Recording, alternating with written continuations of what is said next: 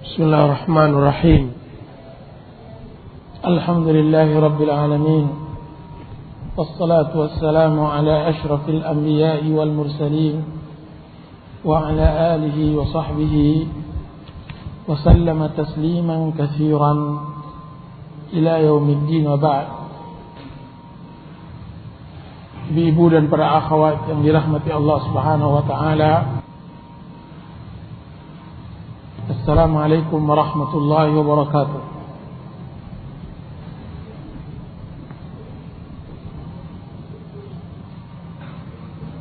Hari ini kita masuk ke dalam halaqah dengan judul Wanita Jahannam.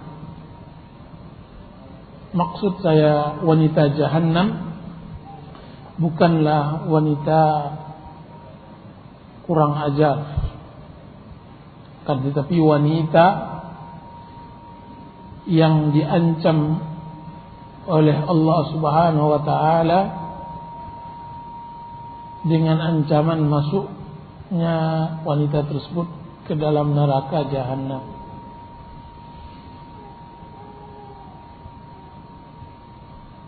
Hadis yang kita bacakan ini hadis sahih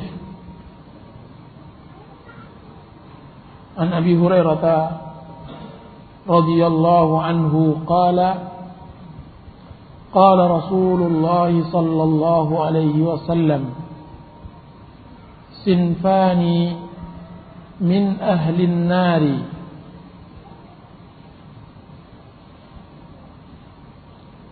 lam arahuma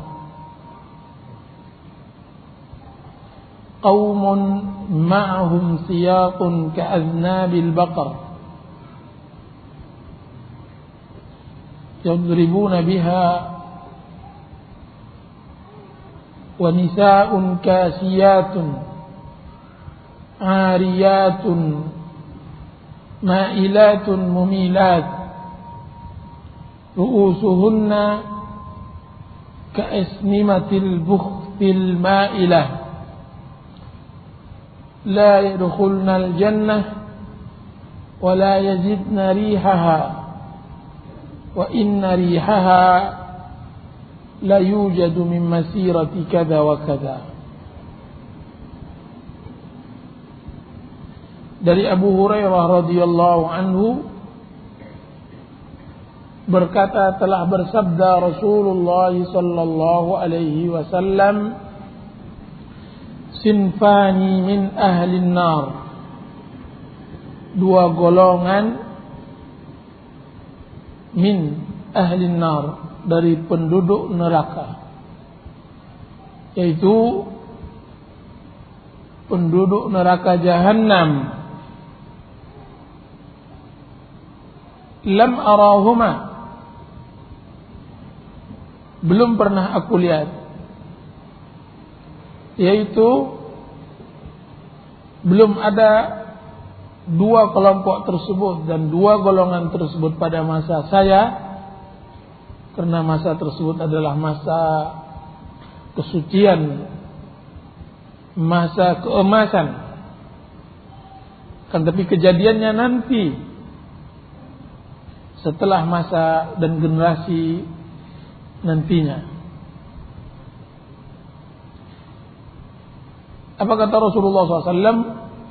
Kelompok yang pertama, qaumun ma'ahum siyatun, yaitu satu golongan orang, ma'ahum bersama mereka, maksudnya di tangan mereka, siyatun, cambuk-cambuk, ka'adnabil baqar, bagaikan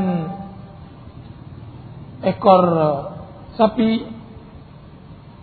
yadribuna biha, dia memukul, dia pukul orang dengan itu. Maksudnya adalah orang-orang yang menggunakan kekerasan karena dia berkuasa untuk memukul orang yang dia kehendaki. Dia melakukan kezaliman. Setiap orang yang menantangnya, maka dia akan habiskan. Setiap orang yang tidak setuju dengan pendapatnya, maka dia akan lawan dengan kekuatan yang dia miliki. Dan kaum ini kebanyakannya dari orang-orang yang berpangkat, berkedudukan, dan juga orang yang mempunyai harta dan kekayaan. Dengan harta dan kedudukannya dia menzalimi manusia. Sebagian para ulama mengatakan bahwa kelompok ini adalah orang-orang yang dibayar oleh mereka tersebut untuk memukul manusia, untuk memecuti orang-orang yang lemah.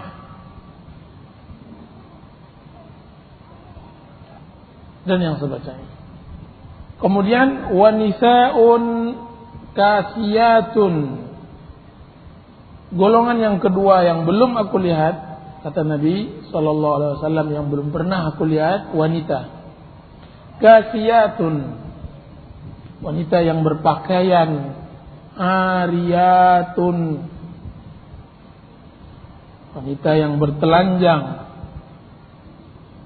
berpakaian kasiyatun, berpakaian secara hakikat, kan tetapi ariyatun, telanjang secara makna.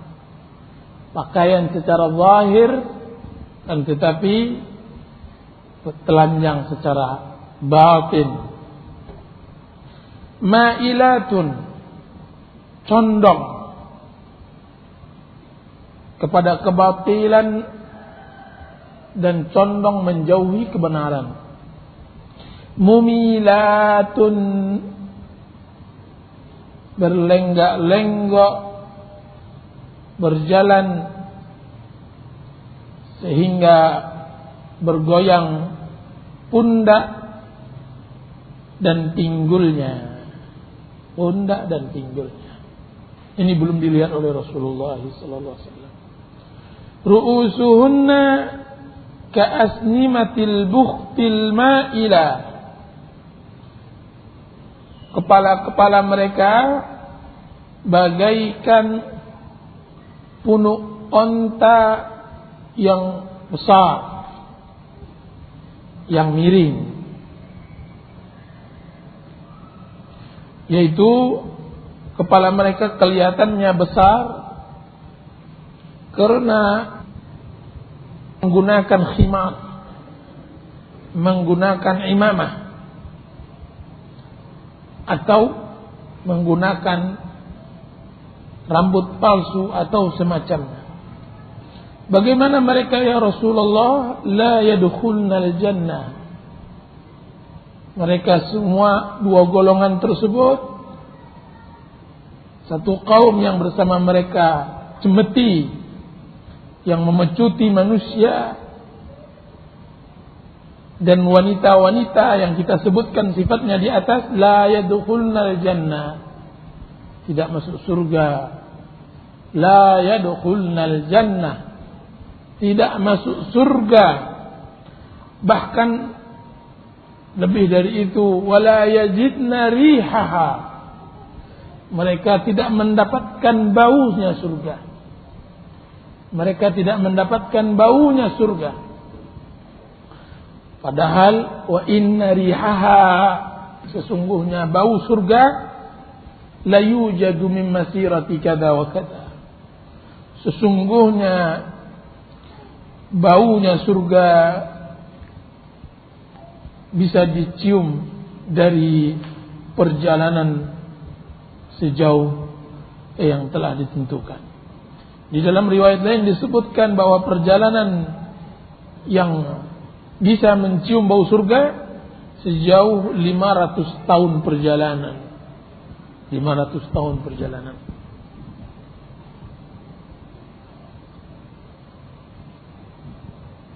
Sebelum kita masuk apa yang kita syarah dari wanita Jahannam ini,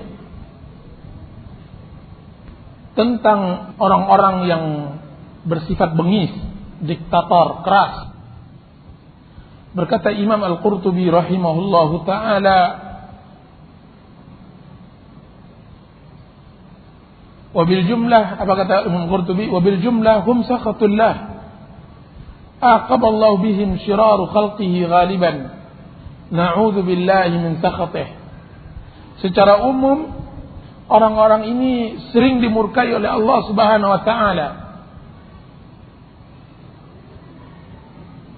dan juga sering juga dihukum oleh Allah Subhanahu wa ta'ala dengan orang-orang semisal mereka. Kita berlindung kepada Allah Subhanahu wa ta'ala dari kemurkaan.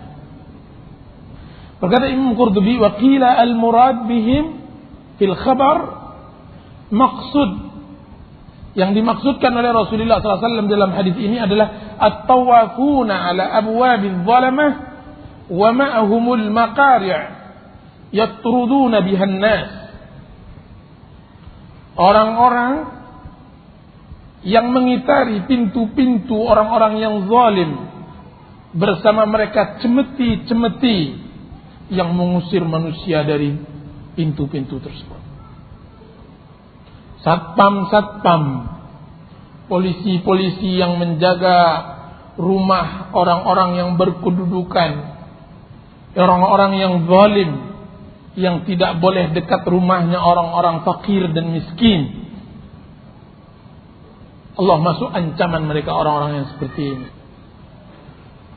Orang yang mengusir manusia dengan cemetinya, dengan kayu pukulnya,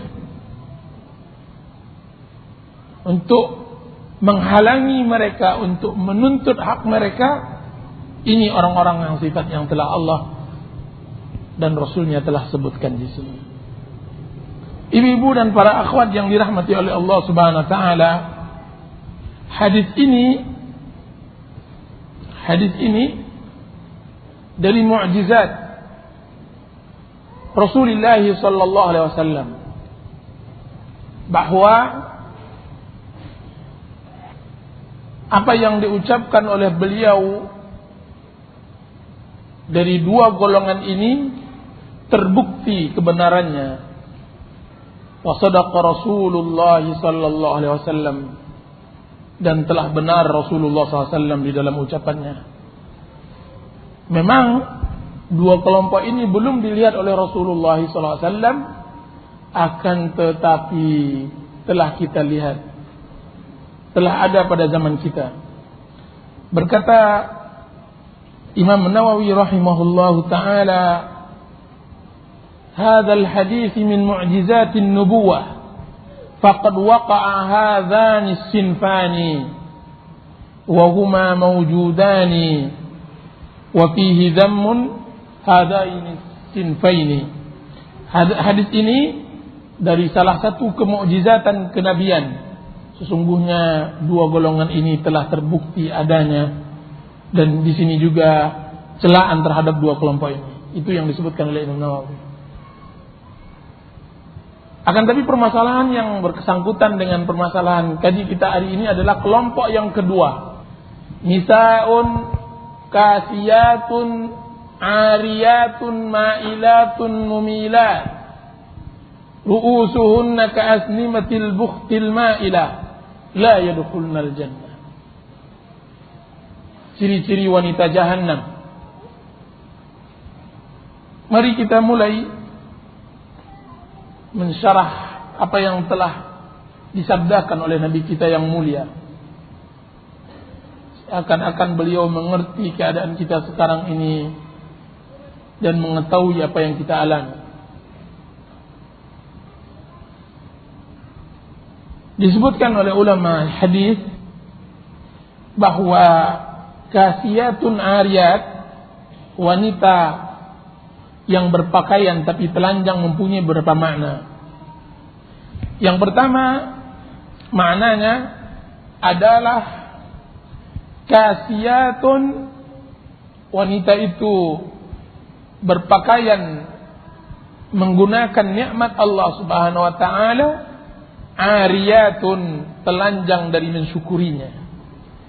Dia bergelimangan nikmat yang Allah limpahkan kepadanya, hidupnya mewah, hidupnya tenang, hidupnya berkah, hidupnya penuh dengan kemudahan fasilitas hidup yang Allah telah anugerahkan kepadanya, akan tetapi dia kosong dari mensyukuri nikmat Allah Subhanahu wa taala.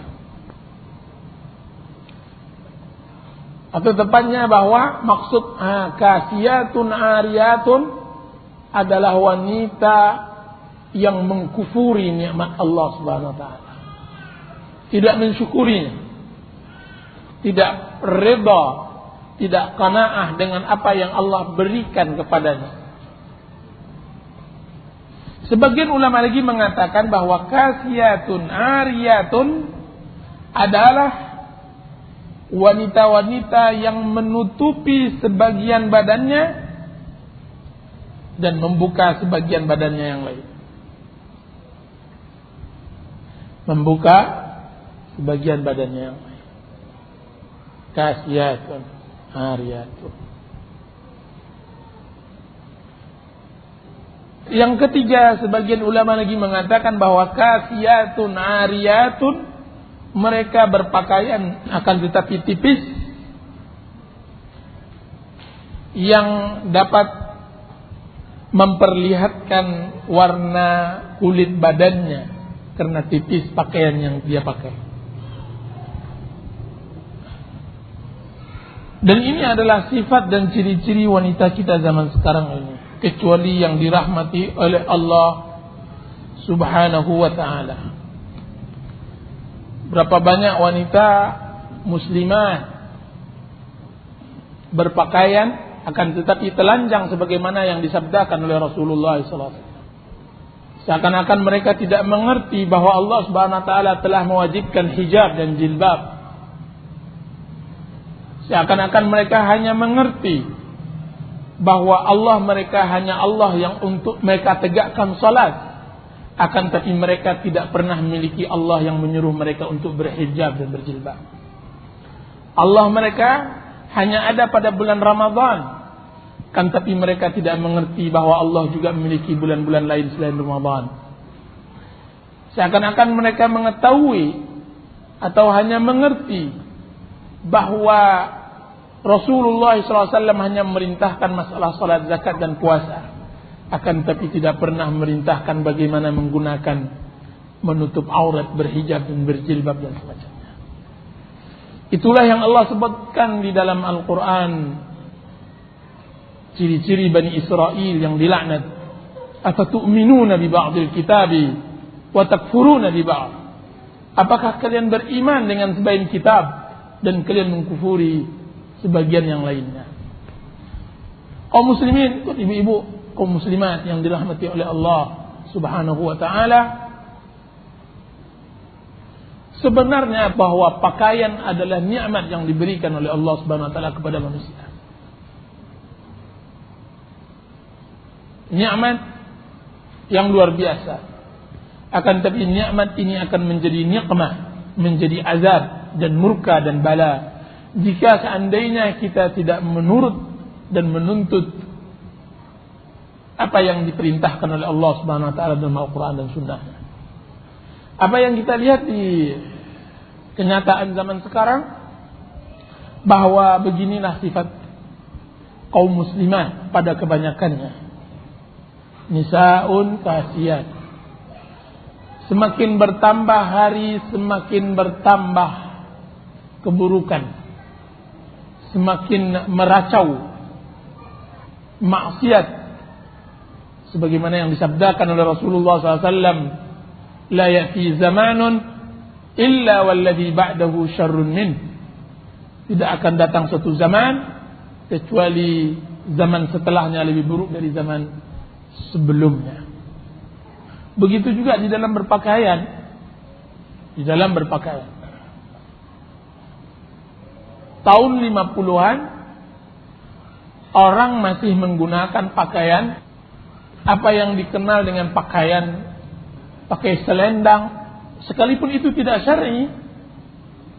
kemudian menggunakan kebaya, kemudian menggunakan kain selendang yang dia tutup bawahannya, kemudian menggunakan sandal tinggi.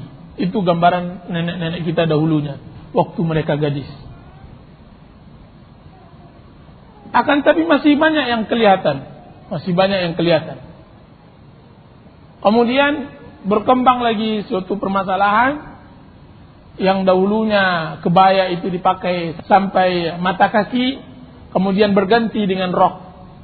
Kemudian berkembang lagi musibah di zaman sekarang ini. Sesungguhnya yang ditutupi hanya sesuatu yang menjijikkan saja. Selainnya dinampakkan.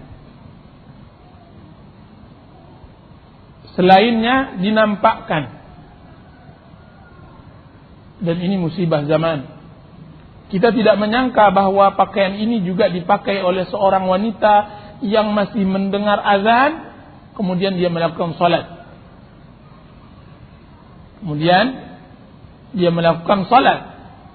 Yang biasanya kita dahulunya mungkin mengenal bahwa ini tidaklah dipergunakan kecuali di kalangan pelacur dan para pezina. Kan tapi itu telah berlalu zamannya, dan zaman sekarang bukan lagi pezina dan pelacur. Semuanya telah menggunakannya kecuali orang-orang yang dirahmati oleh Allah Subhanahu wa taala. Betapa sedihnya Rasulullah sallallahu alaihi wasallam melihat umatnya melakukan sesuatu yang tidak diperintahkan dan meninggalkan sesuatu yang diperintahkan. Dia nampak mukjizat tersebut dengan matanya. Dia lihat dengan mata hatinya, kan tapi kita sekarang yang merasakannya. Kasiyatun ariyatun. Kemudian para ulama menyebutkan tentang masalah ma'ilatun mumilat. Ma'ilatun, sebagian para ulama mengatakan bahwa dia condong untuk kemaksiatan dan condong jauh dari ketaatan dan hal-hal yang harus dia lakukan untuk menjaga auratnya. Mumilatun, yaitu dia ajarkan wanita-wanita lain untuk melakukan maksiat tersebut sepertinya. Inna lillahi wa inna ilaihi raji'un. Condong kepada kemaksiatan, kemudian tidak cukup bahwa dirinya yang syaitan, akan tapi juga dia tidak puas sampai orang lain dia syaitankan. Supaya orang lain harus mengikuti dia sebagaimana sifat dari sifat syaitan. Tidak puas dia kecuali orang bertaklid, berta'assub, meniru kemaksiatan yang pernah dia lakukan. Dan ini sangat luar biasa. Dosanya dia tanggung dan dosa orang-orang yang menirunya. Man sanna sunnatan sayyi'atan fa'alaiha wizruha wa wizru man 'amila biha. Barang siapa yang membuat sunnah yang buruk, maka dialah yang bertanggung jawab, menanggung dan memikul dosa yang dia lakukan dan orang-orang yang melakukan setelah. Dia pikul semua. Memikul dosa yang dia lakukan dan dosa-dosa orang-orang yang menirunya. Dan yang kedua, para ulama mengatakan bahwa ma'ilatun artinya adalah condong kepada laki-laki.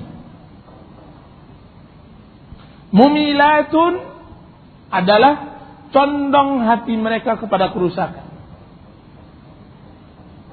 Suka kepada laki-laki, tidak puas dengan satu laki-laki, tidak tenang matanya kecuali dia melihat semua laki-laki dan dilahapnya.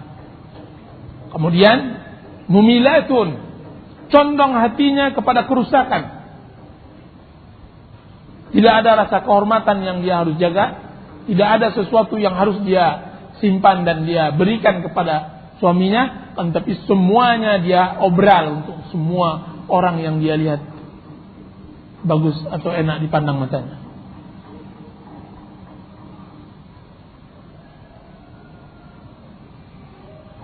Dan dikatakan bahwa ma'ilatun artinya adalah wanita yang menyisir rambutnya dengan condong, sebagaimana sisiran para pelacur. Mumilatun menyisir saudara-saudaranya dan kawan-kawannya dan teman-temannya sesama wanita dengan cara sisir yang seperti itu. Sisir para pelacur pada zaman Rasulullah SAW atau pada zaman orang yang menafsirkan hadis ini, yaitu meletakkan sesuatu atau menggumpalkan rambut, kemudian diletakkan di belakang kepalanya seperti unta yang memiliki punuk. Dan di sini para ulama mengharamkan menggunakan cara menyisir rambut dengan cara seperti ini. Cara wanita-wanita yang dahulunya kita lihat, yang dahulunya gadis, yang sekarang mungkin adalah orang-orang tua kita sekarang. Pada zaman kemerdekaan itu paling sering kita lihat dahulu saat bersanggul. Itu di dalam Islam hukumnya haram. Di dalam Islam hukumnya dosa besar. Dan dia dalam beberapa hal. Menyanggul dengan ditambah rambut.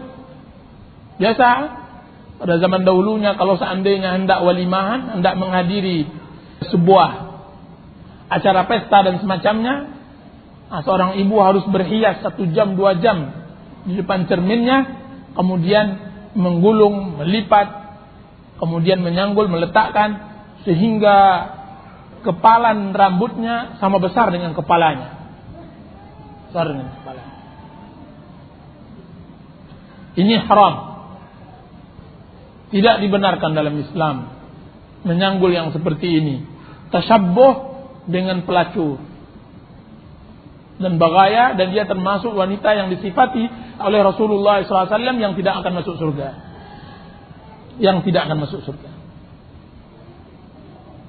Atau wanita tersebut menggunakan rambutnya supaya kesannya lebat dengan menambah dengan rambut palsu yang lainnya. Ini haram juga. Bahkan perbuatan tersebut terlaknat. Rasulullah SAW mengatakan, la'anallahu al-washimah wal-mustawshimah wal-wasilah wal-mustawsilah wal-namisah wal-mutanammisah wal-mutafallijatu li-asnanihin, atau kama qala alaihi salatu wassalam. Allah melaknat wanita yang mencabut alis dan wanita yang meminta cabut alisnya. Allah melaknat wanita yang bertato dan orang yang meminta ditatokan badannya. Allah melaknat wanita yang menyambung rambut dan wanita yang diminta rambutnya disambung. Dan Allah melaknat wanita yang mengikir giginya. Seseorang wanita datang kepada Abdullah bin Mas'ud. Dia mengatakan, "Ya Aba Abdurrahman, sesungguhnya engkau mengatakan bahwa Al-Quran, engkau mengatakan Allah melaknat wanita yang begitu sifatnya, yang bertato, yang mencabut alisnya, dan wanita yang menyambung rambutnya dengan rambut lain. Engkau katakan itu adalah firman Allah Subhanahu wa taala. Akan tapi saya telah buka Al-Fatihah sampai An-Nas, saya tidak temukan ayat ini." Apa kata Abdullah bin Mas'ud? "Benar wahai ibu, tidakkah engkau membaca wa ma atakumur rasulu fakhuduhu wa ma nahakum anhu fantahu?" Semua yang datang dari Rasul, maka ambillah, dan semua yang dilarang engkau darinya, maka buanglah, maka jauhilah. Dan Rasulullah SAW telah bersabda, la'anallahu al-wasima wal mustawshima wan namisa wal mutanammisa, sampai akhir hadis tersebut. Jadi mencabut bulu alis diharamkan. Jadi membuat tato haram. Jadi menyambung rambut dengan rambut yang serupa juga haram. Menyambung rambut dengan kain yang serupa dengan rambut juga haram. Menyambung rambut dengan benang yang serupa dengan rambut juga haram. Karena hukumnya makna sama, yaitu menampakkan sesuatu yang tidak sesuai dengan hakikatnya. Di dalam hadis sahih yang diriwayatkan oleh Imam Muslim, bahwasanya salah seorang wanita bertanya kepada Rasulullah SAW, ya Rasulullah, aqulu inna zawji a'tani ma lam yu'tini. Faqala Rasulullah sallallahu alaihi wasallam, al-mutashabbi'u bima lam yu'ta kalabisi thawbai zur. Ya Rasulullah SAW, saya sering mengatakan kepada seseorang, sungguhnya suamiku memberi kepadaku padahal dia tidak pernah memberi. Maka Rasulullah SAW bersabda, al-mutashabbi' bima lam yu'ta, orang yang merasa kenyang padahal dia lapar, seperti orang yang berpakaian dengan pakaian palsu. Hadis ini menerangkan salah satu contoh seorang wanita berdusta akan suaminya untuk dia bangga-banggakan kepada sesama wanitanya, bahwa dia mengatakan suaminya memberi ini, dan semacamnya, padahal suaminya sama sekali tidak memberinya. Supaya apa? Supaya membuat cemburu, membuat iri dan semacamnya. Ini Rasulullah SAW katakan al-mutashabbi' bima lam yu'ta, orang yang merasa kenyang padahal dia masih lapar. Di dalam riwayat lain dikatakan bahwa seseorang pendek, wanita tersebut pendek, kemudian dia menggunakan sandal yang agak tinggi supaya dia disebut wanita yang tinggi. Kemudian Rasulullah SAW katakan al-mutashabbi' bima lam yu'ta kalabisi thawbai zur. Maka tidak diperkenankan memasukkan keadaan, tidak diperbolehkan wanita memasukkan keadaan. Haram hukumnya, terutama untuk memfitnah laki-laki dan semacamnya.